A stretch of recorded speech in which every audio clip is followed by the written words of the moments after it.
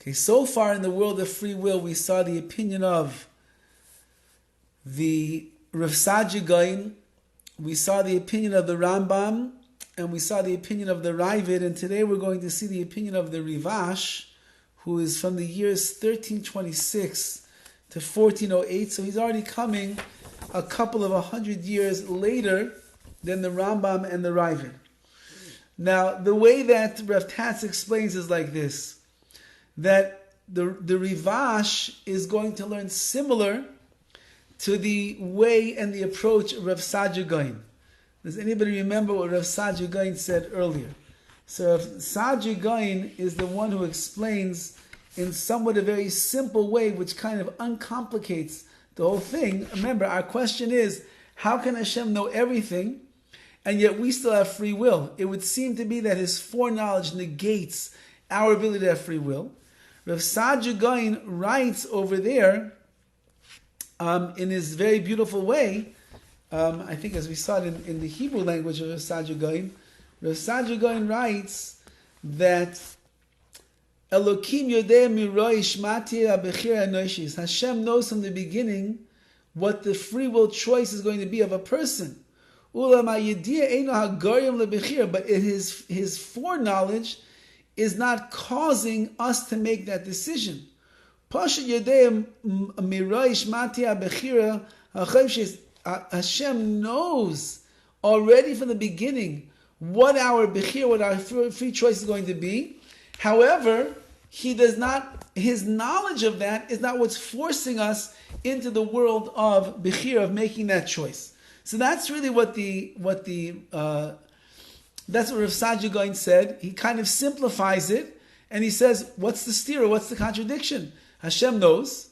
He knows what you're going to choose, but you are choosing what you're going to choose, because since that everything is revealed in Hashem, was, is, and always will be, the whole world is present in front of Hashem. He knows what your choice is going to be, but he's not forcing you to do it. He's not causing you to do it. That's completely up to you." So the Rivash takes a similar approach, and he says, first of all, like this: we have to believe that man has free will in order to perform and fulfill the mitzvahs, and to uphold the notion of schar v'einish, reward and punishment. And he brings quotes from the different Torah sources, and we looked at these before. The Torah says,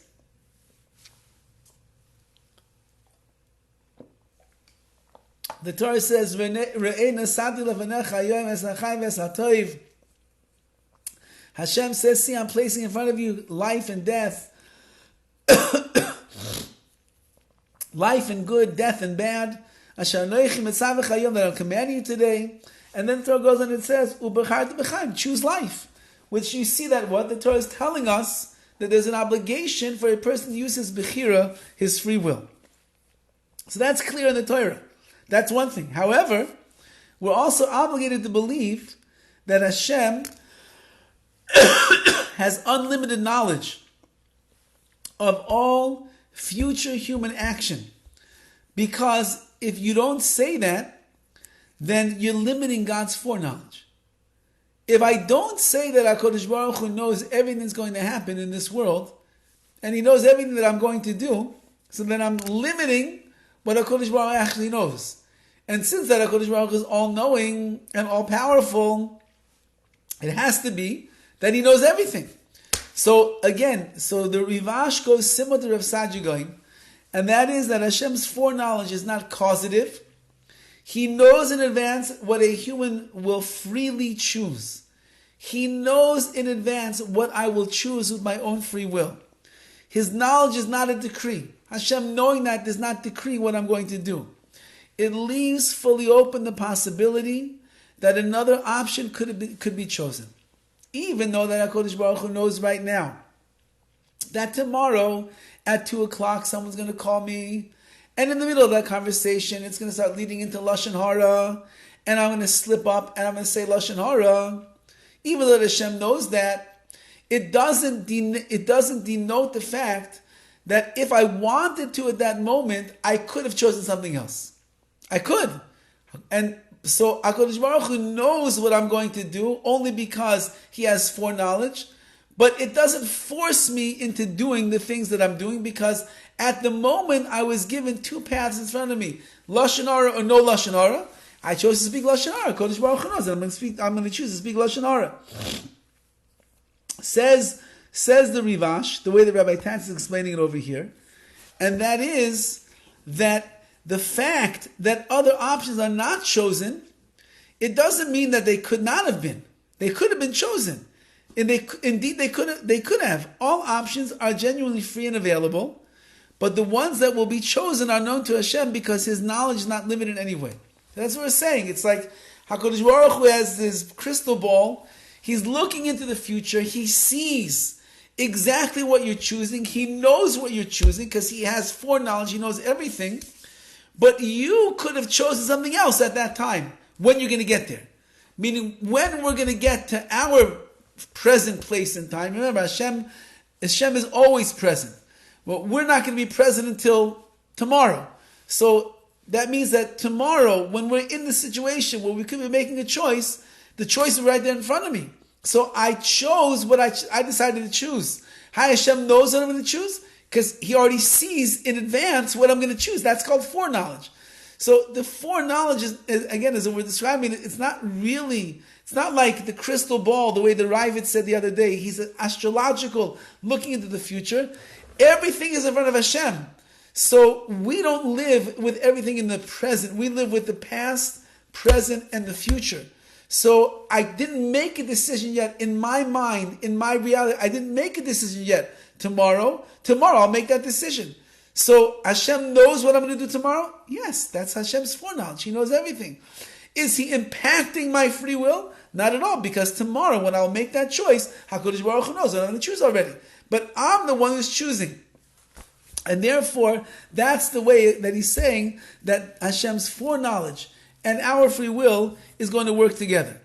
This means, says the Rivash, that even though that Hashem's knowledge precedes a human choice, and this is where you have to wrap your head around this, because this is where it's hard.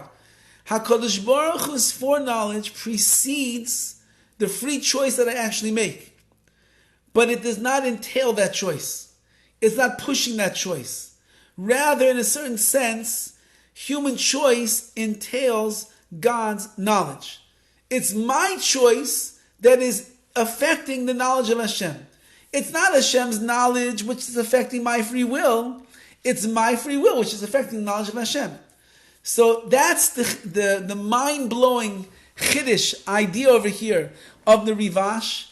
And that is that Hashem lives always in the present, and I'm always living in past, present, or future. Meaning, I know what was, I know what is right now, I don't know yet what's going to be in the future. But tomorrow, when I will make that decision, that will be my current present. But today already, HaKadosh Baruch Hu knows what it's going to be tomorrow. How does He know? He knows. He's foreknowledge. I didn't make a decision yet, so it's the decision that I will make, and that's the hard thing, but it's the decision I will make is giving HaKadosh Baruch Hu the knowledge that He has of what my decision is going to be. And therefore, Hashem has not pushed me in that direction. I have not been drawn in that direction. I will find myself in a situation of real free will choices at that moment, and HaKadosh Baruch Hu knew what I'm going to choose. So the Rivash is making the following logical point. The principle of Hashem's foreknowledge cannot lead us to the conclusion that man has no free will. Since both man's free will and Hashem's foreknowledge are premises in the Torah. We find that.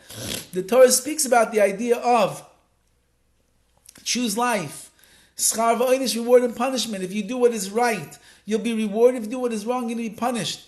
If that's not coming, if I don't have free will, I don't deserve to get punished when I do the wrong thing. Hashem pushed me in that direction. And if I don't have free will, I don't deserve to get rewarded for doing the right thing. Hashem pushed me in that direction. So it's clear the Torah believes in BECHIRA and free will. And it's clear that you have to believe in foreknowledge. Otherwise, you've limited HaKadosh Baruch Hu's omniscience and omnipotence. And we can't do that. So we must say that Hashem knows what man will freely choose. Again, Hashem knows everything. free will and foreknowledge are the premise of the Torah, then we have to say, we're going to choose, and Hashem is going to know in advance what we're going to choose. Now, if we would suggest that Hashem's foreknowledge would negate man's freedom of choice, which means the fact that HaKadosh Baruch Hu knows what's going to happen in my life, it must mean that I don't really have BECHIRA. So then we would end up generating a contradiction to the second premise. What's the second premise? If man has no free choice, then we cannot say that Hashem knows what man's free choice will be. The second premise is he does know what man's free choice will be. Meaning that if you want to say that HaKadosh Baruch Hu is influencing our free choice, if you want to say that Hashem's foreknowledge will do away with our BECHIRA, our free will, that means then that, I should understand how he's saying this over here.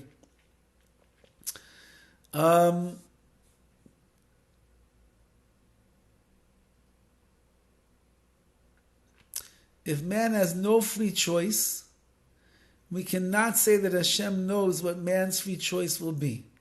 Right? If man doesn't have free will, then we can't say that Hashem knows what our free choice is going to be. But if he does know what free will is going to be, then if he does know what the free will is going to be, so then how do we really have free choice? Because Hashem knows about it already before he even made a choice. Meaning this is the blatant contradiction that we have over here. That if you want to say that man has no BECHIRA, no free will, so then HaKadosh Baruch Hu doesn't know what I'm going to choose because I'm not choosing anything. And if you want to say that Hashem knows what BECHIRA is going to be, he knows what our choice is going to be, then how do you say that Hashem's not influencing it? Because how could he know what I myself have not yet done in this world? So therefore the problem of the foreknowledge and the free will cannot be taken to conclude that man in fact has no free will. It has to be that there is free will, otherwise the whole thing doesn't start. So man has free will, he has BECHIRA. God knows what man will choose freely, and that knowledge does not interfere with free will. So again, this is the way that the Rivash is saying it, and he also has to come on to the way of the Rambam, meaning we're saying it very simple. HaKadosh Baruch Hu knows everything. He knows everything that happened. He knows what's going on right now, and he knows what's going to happen tomorrow, and in 100 years, and 1,000 years, Hashem knows everything that's going to happen. I don't know what's going to happen tomorrow. I only know what I'm going through right now in my life. And if there's choices in my life right now, I am a Baal BECHIRA. I am choosing in my life right now the struggles that I'm going through internally to make the right decision or the wrong decision. I'm making that decision right now. HaKadosh Baruch Hu already knew yesterday what I'm going to choose today. Says the Rivash, so what? It doesn't take away from the fact that you have free will because his foreknowledge is not getting in the way. You're left with, how does that work? How could such a thing work? How could I not have made a decision and yet HaKadosh Baruch Hu already knows what decision I'm going to make and it's still my free will? So on there he says you have to come into the world of the Rambam, and the Rambam is the one who's learning. It's true that there's BECHIRA, and it's true that there's Yediyah, there's foreknowledge. Our little human brain cannot fathom and have the concept of what that means, that HaKadosh Baruch Hu is working in such a way. So, but suffice to say, says the Rambam, there's BECHIRA and there's foreknowledge. And the Rivash is seemingly saying the same thing. Even though that it sounds like in our minds a contradiction, Hashem cannot know what I'm going to do yet if I myself did not do that thing, unless Hashem is the one that's choosing it. How can you know what I'm going to choose if I didn't choose yet? The answer is, you can't understand. That's the world of Hashem. Since that HaKadosh Baruch Hu's mind is all-encompassing, everything is included in HaKadosh Baruch Hu's mind. There's nothing outside, there's nothing external, extraneous. So therefore, every little detail that there's going to be is HaKadosh Baruch Hu knows, and you are still choosing. And therefore, says the Rivash, so this would answer our question of how it works. Again, Hashem knows, you have BECHIRA, you have free will. He knows what you're going to choose, because if he wouldn't know what you're going to choose, then that's limiting in his power of yediyah, foreknowledge. Nevertheless, your abilities, your powers of bechira, free will, they are never limited just because Hashem knows what you're going to choose already, because at the time that you come to choose, you could have made any choice that you want. You chose this, but Hashem knows that already? How can you understand Hashem? Hashem is everywhere, all of the time. There's no time or space for HaKadosh Baruch Hu, and therefore He transcends all of that. So He's able to be right now, seeing what's going to be yesterday, because tomorrow is right now also. He knows it all. So that's really where the Rivash leaves over here. He does say that the Rivash is not going to learn like the Ravid. The Ravid, remember, was saying the other day that we have to call HaKadosh Baruch Hu an astrologer to a certain extent, that just like an astrologer knows certain things, whatever it is, based on his intuition or his connection to the Bria, to the creation and beyond. Therefore, he can see in his mind's eye what's going to be in the future. So HaKadosh Baruch Hu in his mind's eye can see what's going to be in the future before it even happens. But it doesn't mean that he's dictating. So the Rivash is learning over here that Hashem's knowledge is not like human prediction. Remember, the Ravid is saying that in a certain way, Hashem is like the astrologer predicting what's going to be. The Rivash is learning it's not a prediction of what's going to be. It's an absolute knowledge right now of what is going to be in the future, because that's the way that HaKadosh Baruch Hu works. He was, he is, he always will be. He's constant all of the time. He knows exactly what you're going to do. And it's precisely because it is this thus absolute that it knows what will be, because it knows what will be chosen. Right? Meaning Hashem knows what will be. He knows what's going to be chosen. Absolutely. Not predicting. He knows absolutely. So you don't have to postulate that Hashem's knowledge is in any sense a calculated prediction, which is what the Ravid seems to say. It's absolute knowledge in the deepest sense, and encompasses the knowledge not only of what human actions will be, but also what free human choices will be that will produce these actions. So it's a major idea over here that the Rivash is saying. He's explaining deeper, perhaps, than the Rav Goin did, and that is that Hashem certainly knows everything, but you certainly have BECHIRA, free will, and the way in which it's going to make some kind of it's going to work out together is that you are making your choices in your life.